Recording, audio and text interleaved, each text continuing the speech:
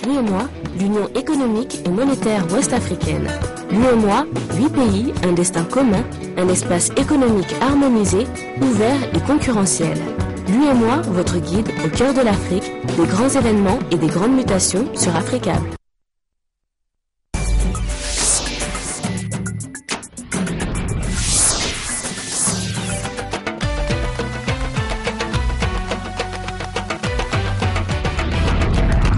Merci à vous qui nous suivez sur Africable Télévision. Bienvenue à ce rendez-vous de l'actualité. Voici les titres de ce journal. Les responsables de la Convergence pour le développement du Mali, CODEM, ont effectué une tournée en Côte d'Ivoire du 24 au 28 avril dernier. Objectif, échanger avec les différentes sections de l'extérieur en vue de les remobiliser pour les prochaines échéances électorales. Nous irons en Algérie pour parler de cette journée de souvenirs. Le pays commémore son 8 mai 1945. À l'époque, des marches pour l'indépendance du pays avaient été violemment réprimées par l'armée coloniale française. Plusieurs milliers de personnes ont été tuées. Et puis au Gabon, le gouvernement s'engage à moderniser l'agriculture. Les autorités viennent de signer le pacte national PDDA avec pour objectif de moderniser ce secteur. Mesdames et messieurs, bonsoir et bienvenue sur la première chaîne panafricaine. Les responsables de la Convergence pour le développement du Mali, CODEM, ont effectué une tournée en Côte d'Ivoire du 24 au 28 avril dernier. Objectif, échanger avec les différentes sections de l'extérieur en vue de les remobiliser pour les prochaines échéances électorales. Les détails avec nos envoyés spéciaux en Côte d'Ivoire, Aminata Mariko et Daouda Doumbia. La diaspora malienne de la Côte d'Ivoire attire l'attention des différents prétendants pour Koulouba 2013. Le candidat de la Convergence pour le développement du Mali, CODEM, et des Partis unis pour la République est allé à la rencontre des 4 millions de Maliens de ce pays voisin pour les informer de la situation qui prévaut au Mali et les convaincre qu'il y a le meilleur choix possible. Donc pour un parti politique, dans un pays en crise, pendant plus d'1 an, je pense qu'il était important pour nous de venir ici, informer les Maliens en fait de la situation actuelle du pays, socio-politique et sécuritaire, et aussi les écouter et également les inviter, puisque dans les jours à venir, dans les semaines à venir, le Mali doit vivre des élections très importantes pour son avenir. Alors donc il était très important pour nous de venir ici, échanger avec les Maliens ici, pour que tout le monde s'implique. Tout le monde s'implique, puisque aujourd'hui, ce que nous recherchons dans le pays, c'est la légitimité. De Bouaké à Abidjan en passant par Yamoussoukro, l'honorable Hussein Amion Guindo s'est exprimé sur plusieurs sujets, notamment des insuffisances constatées au recensement administratif à vocation d'état civil dans cette contrée, la crise sécuritaire et institutionnelle du Mali.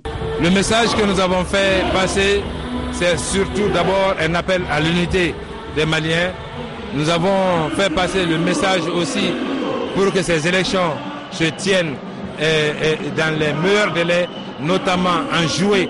Nous ne disons pas forcément le 7 juillet, mais nous tenons à ce que ces élections se tiennent en juillet, parce que la meilleure façon de sortir du coup d'État qui est tant dénoncé par les uns et les autres, c'est d'aller à des élections pour obtenir au moins un minimum de légitimité. Visiblement acquis à sa cause, les militants CODEM de la Côte d'Ivoire ont à leur tour exprimé les besoins tout en promettant une victoire finale à leur mentor. Monsieur le Président Hussein Amion Guindo, vous êtes la solution actuelle du Mali.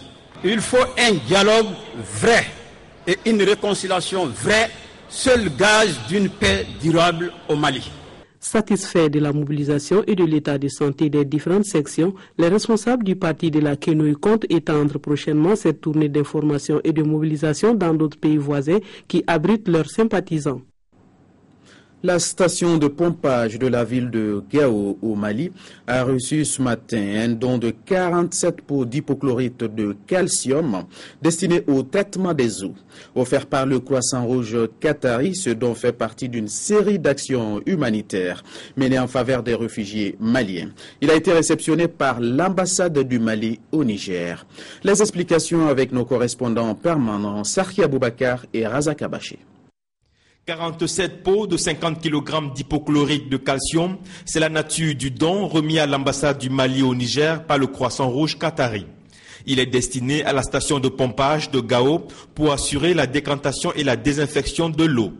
Un acte qui vient en supplément aux nombreux dons offerts par le Croissant Rouge qatari aux réfugiés maliens depuis le début de la crise. Je rappelle que le Croissant Rouge qatari considère les activités qu'il a menées ou les activités qui sont en cours, quel que soit à l'intérieur du Mali ou dans les camps de réfugiés dans les pays voisins, et il considère comme c'est un devoir d'un frère envers ses frères et sœurs, et pas une simple faveur.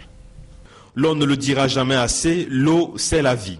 Et d'ici quelques jours, les populations de Gao pourront bénéficier d'une eau potable soigneusement traitée. Je tiens à vous remercier au nom de l'ensemble du peuple malien et vous dire toute notre reconnaissance et notre profonde gratitude.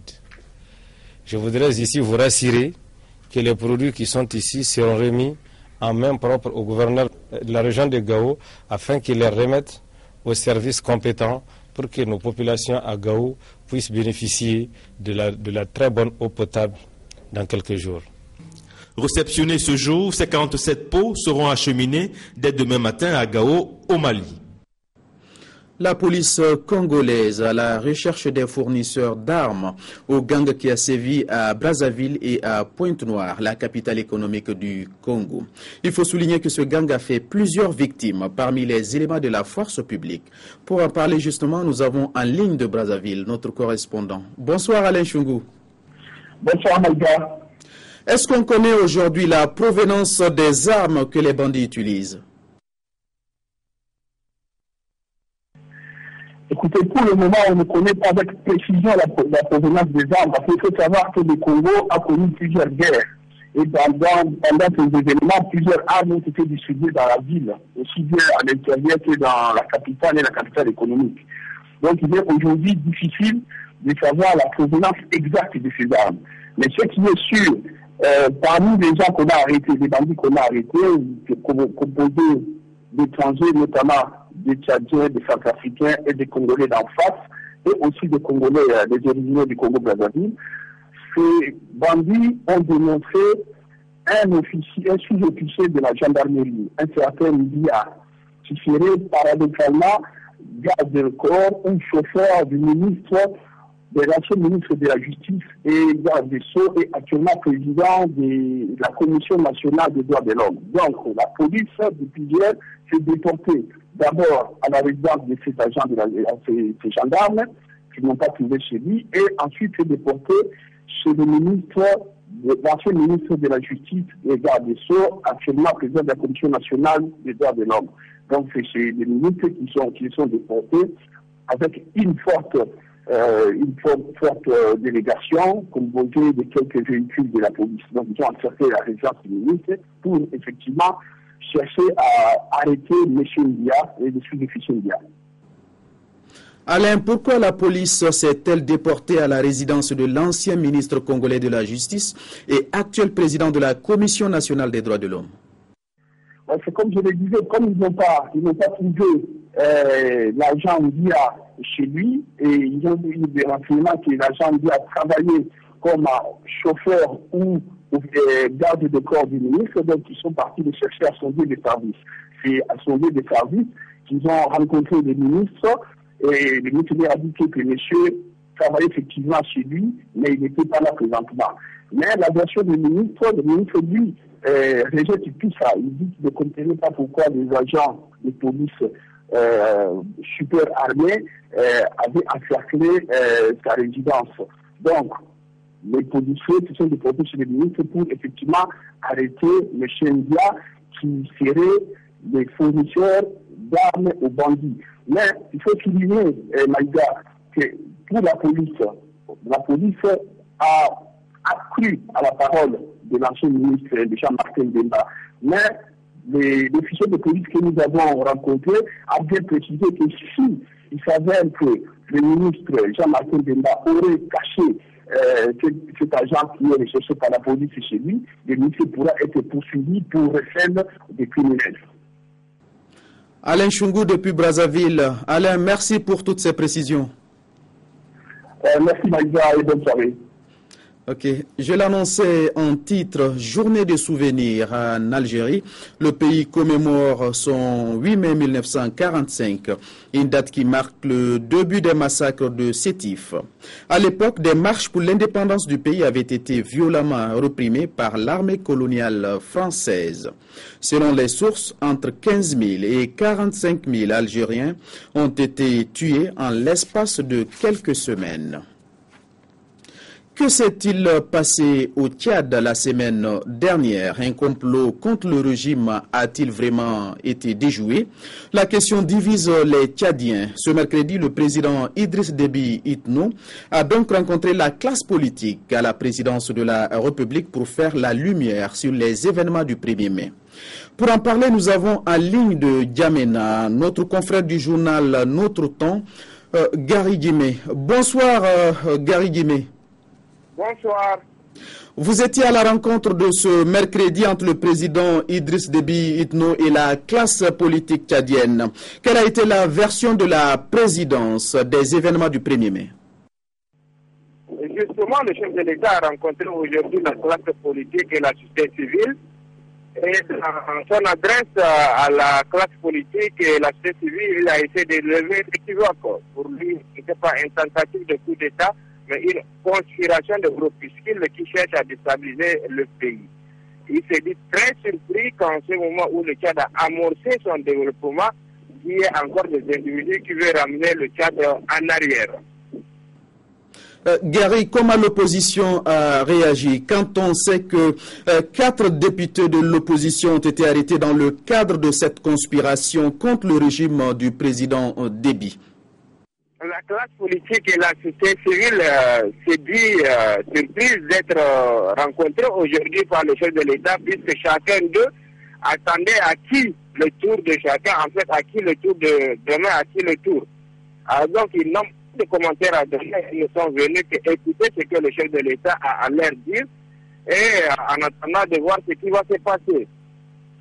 Également, je profite de l'occasion pour vous dire que les 4 députés qui ont été mis aux arrêts, qu'on avait demandé leur levée d'immunité parlementaire, le président de l'Assemblée nationale, la personne d'Haroun Kabadi, a autorisé hier dans l'après-midi leur levée immunitaire.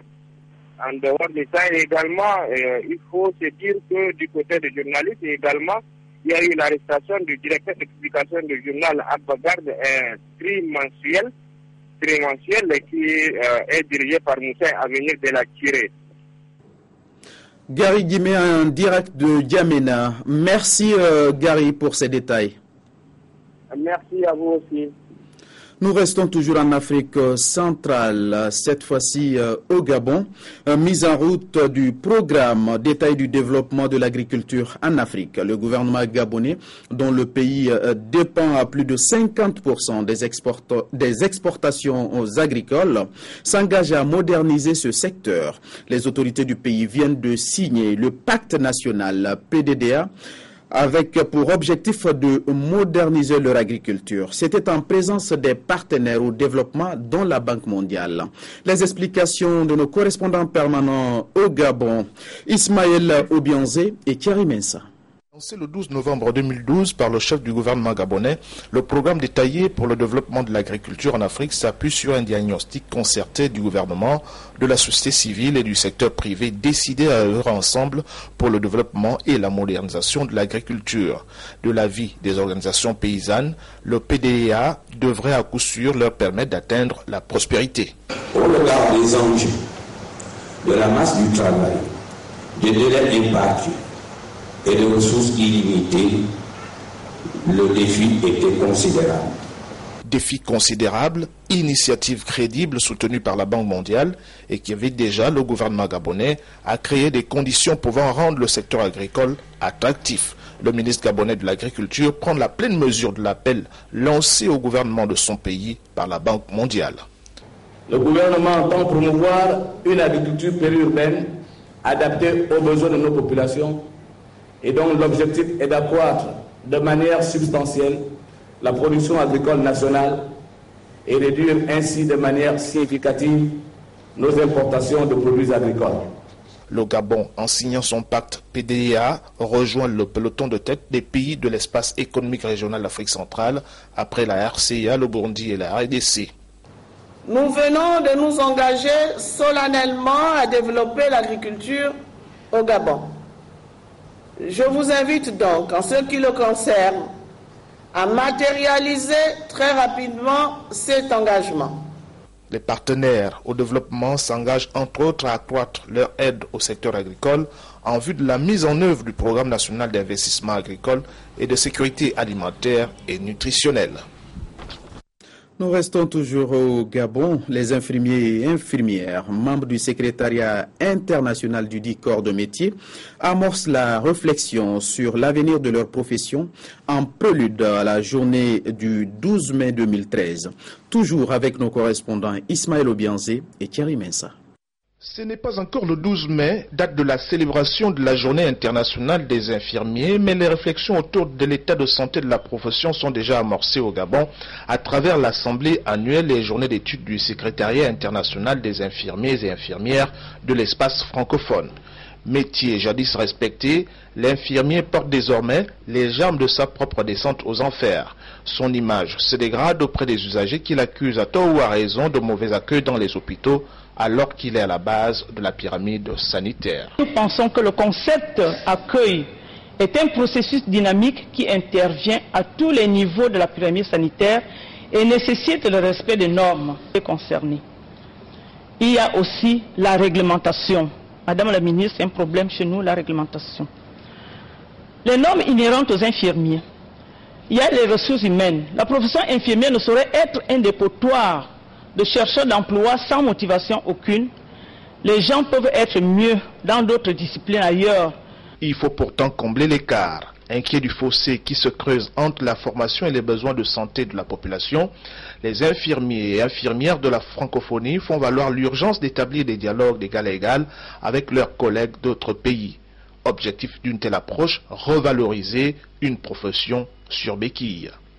Vous devez honorer votre métier en faisant le maximum avec les moyens dont vous disposez, dans le respect de l'éthique et de la déontologie. L'Association gabonaise des infirmiers diplômés et étudiants appelle déjà à la mise en place d'un ordre national des infirmiers pour faire le ménage dans la maison. Le Sénégal a célébré ce mercredi, à l'instar de la communauté internationale, la journée mondiale de la sécurité routière sous le thème « La sécurité des usagers vulnérables, piétons et deux roues ». La cérémonie s'est déroulée dans la résidence de l'ambassadeur du Maroc au Sénégal. Les explications de Louise Tina Sagna, Souleymane Anne et Antoumar. Plus de 1000 personnes meurent par accident de la route chaque semaine à travers le monde. À l'instar de la communauté internationale, le Sénégal célèbre la Semaine mondiale de la sécurité routière du 6 au 12 mai 2013. De mèche avec l'ONG Laser, le ministère des Infrastructures et des Transports s'engage à réduire considérablement les accidents d'ici l'horizon 2020. Au Sénégal, en dépit des progrès réalisés depuis quelques années, les accidents de la route restent un grave problème de santé publique. Je voudrais donc rappeler l'engagement du ministère des Infrastructures et des Transports de ne ménager aucun effort pour la réduction des accidents routiers d'ici l'horizon de 2020. Cette année, la Semaine mondiale de la sécurité routière est célébrée sous le thème « La sécurité des usagers vulnérables, piétons et deux roues ». C'est dans ce cadre que le royaume chérifien du Maroc octroie un don de 1000 casques en faveur des usagers sénégalais. Pour l'ambassadeur du Maroc dans notre pays, l'heure est de tirer la sonnette d'alarme. Sur la problématique de l'insécurité routière, qui non seulement endeuille les familles et engendre des drames sociaux, mais occasionne aussi pour l'État des contraintes et pertes. Et c'est dans ce cadre qu'intervient le don de 1000 casques en faveur des utilisateurs des 2 roues, des motocyclistes sénégalais. Cette importante manifestation, dont le but est de sauver des vies humaines, s'est soldée par une marche dans l'optique de sensibiliser les chauffeurs. Vous pourrez suivre à partir de 20h30 temps universel et en direct votre émission Rebond avec Aminata Mariko. À 21h, votre série El Capo et à 21h30 Afrique Info, première partie. Ainsi prend fin cette édition. Merci à vous de l'avoir suivi et surtout de votre fidélité. Bonne suite de programmes sur Africa Télévision.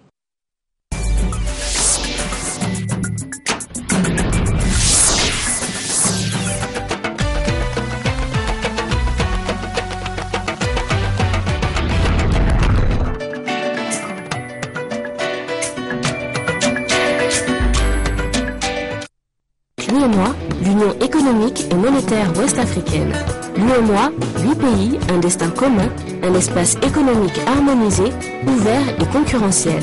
L'UEMOA, votre guide au cœur de l'Afrique, des grands événements et des grandes mutations sur Africa.